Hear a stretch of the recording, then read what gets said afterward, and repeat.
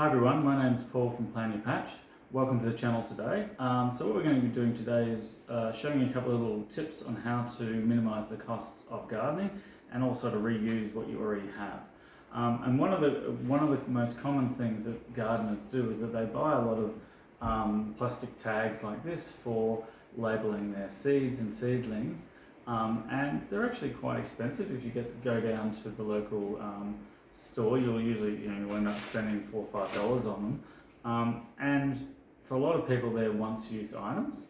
So basically we want to go through a couple of things that we can do to actually reduce the cost, so you only have to buy them once, and give you a couple of alternatives for labelling seedlings when you're planting them.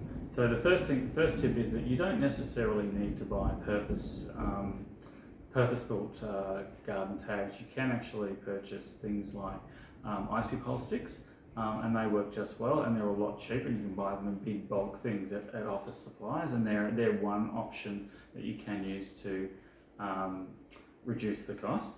And the only disadvantage of them, however, is that because they're made of wood, what tends to happen is moisture gets into it and can come up, and it can actually smudge the writing on the tags and sometimes make it illegible if you choose the wrong type of pen.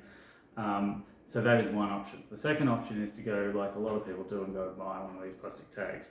Now, once you've written on them, so I've got one here that I've used previously, and you can see it's got a label, and and after a while, obviously, you can turn it over and use it for a second time, but after that, then you've got writing both, then this item becomes fairly useless. However, you can recycle it using household chemicals, and one of the best things to actually recycle these things to get the texture off is actually to use nail polish remover.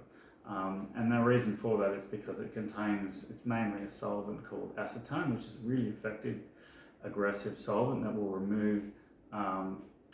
remove the writing fairly easily in most cases.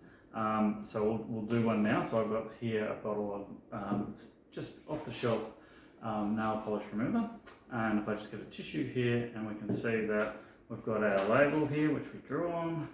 Okay, and if it's a fairly recent texture, you can get it off fairly easy. It's clean, it dries very quickly, which is one of the great things about nail polish remover. However, if you have something like this that's been around for a lot longer, so this one, and I've actually tried it before and it's difficult to get off, it doesn't mean you can't recycle the stuff. You've just got to work a little bit harder. And in some cases, so you can see it's starting to come off, but in some cases, if it's really stubborn, what you can do is dip the entire thing into a shallow tray of nail polish remover, and that will eventually get rid of it. But you may have to be patient, and you also may have to pop a little bit of clean wrap over the top to stop the nail polish remover from evaporating. But you can see that if I work a little bit harder, even the most stubborn stains, over a period of time, we can almost get it all off. So we're not quite there, but that's a really good tip. It reduces the waste for the environment, makes it cheaper, and you're using items that you already have. So I hope you found this tip useful, and if you enjoyed what you saw and it was useful for you, click the subscribe button, and we'll see you next time. Cheers.